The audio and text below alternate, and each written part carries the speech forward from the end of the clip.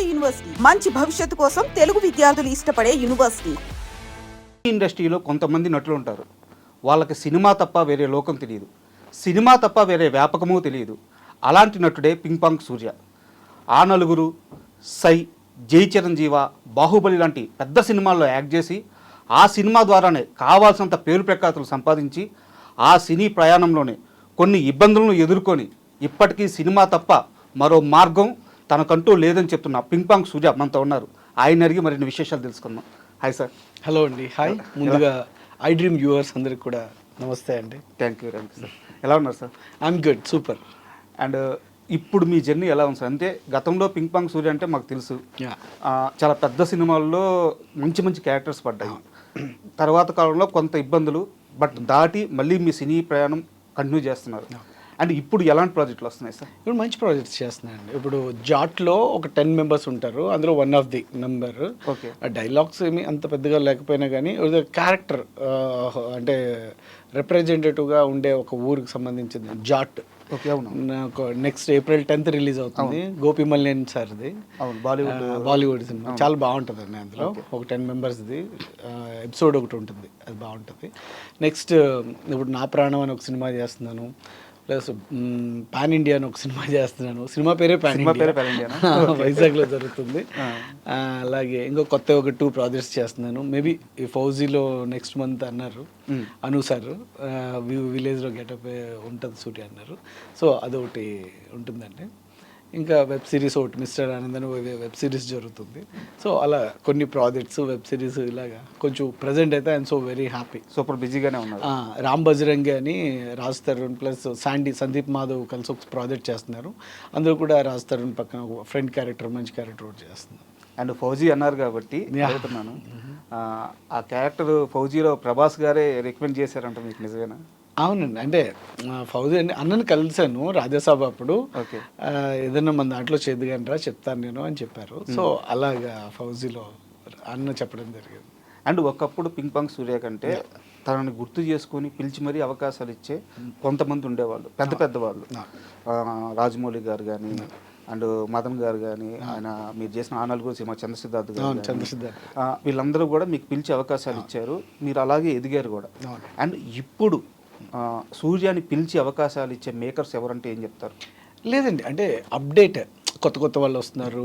Mat 2 కానీ, అంటే ఎప్పుడు కూడా నేను కూడా ఒకప్పుడు అలా వచ్చినవాడిని, కొత్తగా వచ్చినవాడిని. డెఫినెట్గా ఈ క్యారెక్టర్ ఇది సూర్యకి బాగుంటుందంటే ఇప్పటికీ డెఫినెట్గా పిలిచి ఇస్తారు. I'm so very happy. ఎందుకంటే నేను చేసిన క్యారెక్టర్స్ గతంలో కూడా మంచి క్యారెక్టర్స్, మీరు ఇప్పుడు చెప్పినట్టు సై, ఆ నలుగురు, జై చిరంజీవ, కంత్రి, ఉల్లాసంగా ఉత్సాహంగా, బాహుబలి. సో ఇలాంటి అంటే ఒక మంచి రోల్స్ రావడం అన్నది డైరెక్టర్స్ నన్ను నమ్మి ఇవ్వడం అన్నది నా అదృష్టం. నేను ఎప్పుడు కూడా వాళ్ళకి రుణపడి ఉంటాను డైరెక్టర్స్కి. అంటే ఆ క్యారెక్టరైజేషన్ ఒక ఆర్టిస్ట్ ఇది బాగా పర్ఫామ్ చేయగలడు నన్ను నమ్మి ఇచ్చినందుకు నేను ఎప్పటికీ వాళ్ళకి రుణపడి ఉంటాను. సో ఇప్పుడు ఈ ట్రెండ్ ఏమవుతుందంటే ప్రతిదీ కూడా కొత్తగా వస్తున్నారు మళ్ళీ, అంటే జనరేషన్ మారిపోయింది, అప్డేట్ జస్ట్. సో ఈ అప్డేట్ టైంలో కూడా నాకు మళ్ళీ పిలిచి క్యారెక్టర్స్ ఇస్తున్నారంటే ఐఎమ్ సో వెరీ హ్యాపీ అసలు. సో అలాగే ఇప్పుడు ఎవరు చేసినా ఈ క్యారెక్టర్కి సూర్య సరిపోతాడు అనుకుంటే డెఫినెట్లీ నాకు కాల్ చేస్తారు, నేను వెళ్ళి అప్రోచ్ అవుతాను. డెఫినెట్గా ఏది బాగున్నా, అది ఎలాంటి క్యారెక్టర్ అయినా సరే I'm ready to do. And ఇది జనరల్గా అందరిని అడిగే క్వశ్చన్, మిమ్మల్ని కూడా అడుగుతున్నాను. ఇండస్ట్రీలో అవకాశాలు రావాలంటే ప్రాసెస్ ఏం సార్? మనం మేకర్స్కి టచ్లో ఉండాలా? ఆ రోల్ మందైతే అదే ఎత్తుక్కుంటూ వస్తుంది? లేదండి, ఆ రోల్ మందైతే వెతుక్కుంటూ వస్తుంది ఇవన్నీ కాదండి. ఎందుకంటే ఇప్పుడు చాలా రికమెండేషన్స్ అయిపోయినాయి. ఇప్పుడు ప్రొడ్యూసర్స్ తరఫు నుంచి రికమెండేషన్స్ ఉంటారు, డైరెక్టర్ తరఫు నుంచి రికమెండేషన్స్ ఉంటారు. So manager, co director, everything. అంటే ఒక క్యారెక్టర్ ఉందంటే ఇది వరకు ఒక క్యారెక్టర్కి 4 కాంపిటీషన్ ఉంటే ఇప్పుడు 40 మంది కాంపిటీషన్ ఉన్నారు. సో ఆ కాంపిటీషన్లోంచి ఆ క్యారెక్టర్ మనం చేసి అది ఎడిటింగ్లో కట్ అవ్వకుండా థియేటర్లోకి వచ్చి ప్రజెంట్ అవడం అన్నది ఇట్స్ టాస్క్. చాలా అలా మారిపోయింది. సో అలాంటిది మనం డెఫినెట్గా టచ్లో ఉండాలి, వెళ్తూ ఉండాలి, కలుస్తూ ఉండాలి. ఇప్పుడు సినిమా ముందు వెళ్ళాం అనుకోండి, డైరెక్టర్ అంటారు అరే ఇంకా టైం ఉందిరా, చాలా టైం ఉంది, నేను చెప్తానులే సూర్య అంటారు. అదే సినిమా స్టార్ట్ అయిన తర్వాత అరే ముందు వస్తే బాగుండేది కదరా, అరే అసలు ముందు వచ్చి ఉంటే ఆ క్యారెక్టర్ నీకే చెప్పాను. సో ఇలాగా ఇట్స్ అ టైమ్. అంటే మనం వాళ్ళకి టచ్లో ఉండే ఎందుకంటే ఒక మనిషికి ఒక డైరెక్టర్కి అంటే ఒక లాట్ ఆఫ్ క్యారెక్టర్స్ ఉండొచ్చు, అన్ని 24 క్రాఫ్ట్స్ మీద వర్క్, బిజీగా ఉంటారు, మైండ్ థింగ్ అంతా ఆ క్యారెక్టర్ మనం కానీ అంటే మనకే ఇవ్వాలి అని స్పెసిఫిక్గా ఉంటే డెఫినెట్గా పిలిచిస్తారు. ఒకవేళ ఆ టైంలో ఐడియా రాకపోతే మనం ఈ క్యారెక్టర్ సో ఎవరు వచ్చినా సరే అందులోంచి బెస్ట్ తీసుకుని వాళ్ళకి ఇస్తారు. సో అంటే ఇది మనకి ఇస్తారు, ఇది మనకి రాలేదు అన్న నేను ఎప్పుడూ బాధపడలేదు. మన దాకా వచ్చింది, మనకి ఇచ్చింది మనది, మనం ప్రూవ్ చేసుకోవాలి, దట్స్ ఆల్. అండ్ ఇందాక మీరు అన్నట్టు ఇప్పుడు కొత్త జనరేషన్ అయితే వస్తున్నారు, అండ్ మీరు ఆల్రెడీ ఆ ఫేజ్ దాటేసి సక్సెస్ఫుల్గా బయటకు వచ్చేసారు. ఇప్పుడు మీ క్యారెక్టరైజేషన్స్ కానీ మీకు వచ్చే రోల్స్ కానీ వేరున్నాయి. అండ్ వాళ్ళ కాంపిటీషన్ని తట్టుకొని మీరు ఇప్పుడు సర్వైవ్ అవ్వాలంటే మీరు అడిషనల్గా అడాప్ట్ చేసుకున్న స్కిల్స్ ఏంటి? ఏమండి కొత్త పాత అనేది ఏం లేదు, ఐఎమ్ న్యూ బార్న్. మళ్ళీ ఇప్పుడు జనరేషన్ మారిందంటే మళ్ళీ నేను కొత్తగా ప్రజెంట్ అవుతున్నట్టే. సో అంటే ఆ యాక్టింగ్ అన్నది లాట్ ఆఫ్ చేంజెస్ వస్తున్నాయి. సో మనం ఒరిజినల్ గుడ్డు 5000 యూనిట్స్ కొనుక్కునే సిచ్యువేషన్కి తీసుకొచ్చారు సినిమాని. అంటే యుగాంతం అయిపోయి ఒక కల్కి లాంటి సినిమాలో అంటే సో లాట్ ఆఫ్ అంతా జనరేషన్ మారిపోయింది. సో అలాంటి సిచ్యువేషన్లో ఇప్పుడు మన క్యారెక్టర్ ఇస్తే మనం ఎలా చేయాలి కొత్త వాళ్ళతో, ఆ ఫీల్ ఎప్పుడు నేను ఆలోచిస్తాను అంతే తప్ప ఏదో మనం ఎప్పుడో వచ్చాము సక్సెస్ అయిపోయాము నెక్స్ట్ ఇంకో ఫేజ్ వస్తుంది ఆ ఫేజ్ని ఎలా ఎదుర్కోవాలని అదే ఉండదు. I'm new. ఇప్పుడు ప్రతి క్యారెక్టర్ కొత్తగానే ఉండదు. ఇప్పుడు హీరో ఫ్రెండ్ క్యారెక్టర్ 10 సినిమాల్లో చేసినా ఆ క్యారెక్టరైజేషన్ వేరుగా ఉంటుంది. సో ఆ ట్రెండ్లో ఇప్పుడు ఏ క్యారెక్టరైజేషన్ ఉంది, ఏం ఫాలో అవ్వాలన్నది నేను ఆలోచిస్తాను, దట్స్ ఆల్. అంతే తప్ప ఎప్పుడో వచ్చాము సక్సెస్ అయిపోయామో ఫెయిల్యూర్ అయ్యామా ఇవన్నీ నాట్. అసలు నిన్నటిది మనకి అవసరం లేదు, రేపటి ఏంటో అన్నది మనకు తెలియదు. జస్ట్ స్టిల్ నౌ ప్రజెంట్ మనం ఏం చేయగలుగుతున్నాం అన్నది నేను 100% దానికి వాల్యూ ఇస్తాను. అండ్ సూర్య అంటే ఆల్రెడీ అందరికీ తెలిసిన పర్సన్, ఇండస్ట్రీకి కొత్త కాదు, ఆడియన్స్కి కొత్త కాదు. కాకపోతే నీ లైఫ్లో ఒక కొంత చిన్న ఫేజ్ అయితే ఒక సమస్య అయితే నడిచింది, అది జరిగిపోయిన ప్రస్తావన కాబట్టి నేను దాన్ని ప్రస్తావించట్లేదు. అది అయిపోయిన తరువాత మీరు ఇండస్ట్రీలో మళ్ళీ అవకాశాల కోసం వెళ్ళినప్పుడు ఎవరన్నా దూరం పెట్టడం కానీ, తెలిసిన వాళ్ళైనా సరే మాట్లాడకుండా పక్కకి వెళ్ళిపోవడం కానీ ఇలాంటివి జరిగింది? లేదు. అంటే వాళ్ళ దూరం పెడతారో లేదో తెలియదు అని నాకే అన్కంఫర్టబుల్గా అనిపించింది. అరే ఏమనుకుంటారో ఏంటో అనేది. తర్వాత అరే ఏమనుకోవడానికి మనం ఏదైనా తప్పు చేస్తే ఏదైనా అనుకోవచ్చు, నిజంగా మనం డేర్ టు ఎదురుగుండా ఫేస్ చేసిందే కదా అని చెప్పి నేను అందరినీ అప్రోచ్ అవుతున్నాను. ఎవరి దగ్గర కూడా అలాంటి ఏం ఫీలింగ్ నాకు ఎప్పుడు చూపించలేదు. ఎందుకంటే నేనంటే ఏంటో తెలుసు. ఇప్పుడు మనకు సినిమా తప్ప వేరేది ఏం తెలియదు. నేను ఎక్కడో పుట్టాం, ఎక్కడో పెరిగాం, ఎక్కడో ఉంటున్నాం, ఎక్కడో తింటున్నాం. సో పోయేది మాత్రం సినిమా ఇండస్ట్రీలోనే, అదైతే కన్ఫామ్.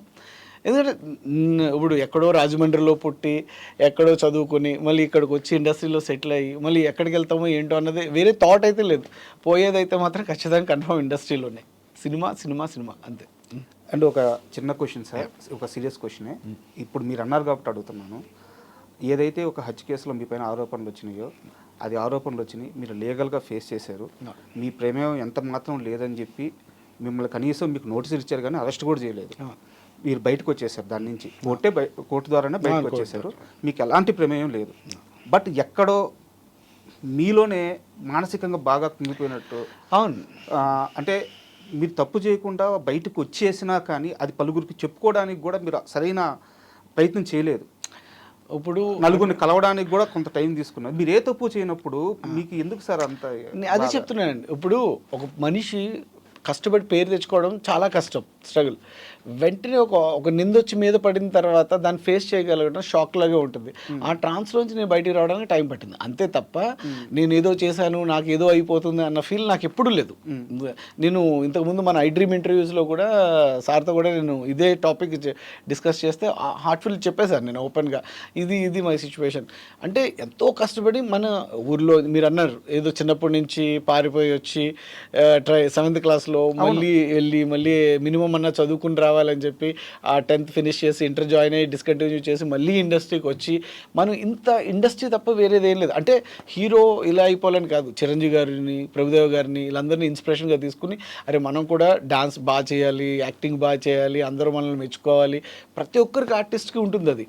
సో అలా అంత కష్టపడి ఎదిగిన తర్వాత టక్మని మనకు సంబంధం లేని ఒక నిందొచ్చి మన మీద పడితే హౌ టు ఫేస్ ఇట్, ఎలా ఫేస్ చేయాలి, నేను ఏం చేయాలి అరే దాన్ని ప్రూవ్ చేసుకోవడానికి నాకు టైం పడుతుంది టక్మని. ఇప్పుడు ఒక మంచోడు ఒక దొంగ పక్కన మంచోడు ఉన్నా సరే వాడిని కూడా తీసుకెళ్ళి దొంగే అంటారు. దాన్ని దొంగ దొంగ దొంగ అని 10 సార్లు చూపించేసరికి ఆడియన్స్ కూడా ఏమవుతారు, ఈడు దొంగే ఇంకా అంతే. ఇప్పుడు ఎలా మారిపోతుందంటే మన మెయిన్ ఇండస్ట్రీ కానీ ఏదైనా పార్టీ కానీ జరుగుతుంటే ఒక 5-6 ఫ్రెండ్స్ కలిస్తే మందు తెచ్చుకుంటారు, సోడాస్ తెచ్చుకుంటారు, గ్లాసులు తెచ్చుకుంటారు, అన్నీ తెచ్చుకుంటారు, కానీ స్టఫ్ తెచ్చుకోరు, తక్కువ తెచ్చుకుంటారు. ఒక పర్సన్ సెలెక్ట్ చేసుకుంటారు, ఆడే స్టఫ్. ఆ పార్టీ అయ్యేలాగా వాడి గురించి అనలైజ్ చేస్తూ వాడు బ్యాడ్ గుడ్ అన్నీ మాట్లాడుకుని అండ్ లాస్ట్కి ఫైనల్గా గుడ్ చేస్తారో బ్యాడ్ చేస్తారో అన్నది మనకి టాస్క్లా ఉంటుంది. సో అదే స్ప్రెడ్ అవుతూ ఉంటుంది ఇండస్ట్రీ మొత్తం అందరూ. ఆ 6 మెంబర్స్ కలిసి 6 మూవీస్ చేస్తారు, అలా స్ప్రెడ్ అవుతూ ఉంటుంది. అంటే గుడ్ ఆర్ బ్యాడ్ ఏదైనా సరే ఆడియన్స్ మనం మధ్యలో ఉన్న సర్కిల్లోంచే మనకి ఏదైనా వస్తుంది. ఆడియన్స్ అందరూ మెచ్చుకోవాలనే కదా మనం చూస్తాం. సో అది పాజిటివా నెగిటివ్ అన్నది మనం వాళ్ళు మాట్లాడుకునే దాన్ని బట్టి మనం రిప్రజెంటేటివ్ వాళ్ళు మాట్లాడుకున్న తర్వాత మనం ఏంటి అనేది తెలుస్తుంది. బట్ ఎనీహో మీరు ఆ ఫేజ్ దాటేశారు, సక్సెస్ఫుల్గా జర్నీ చేస్తున్నారు. Very happy sir. అండ్ ఒక్కసారి మీకు అభ్యంతరం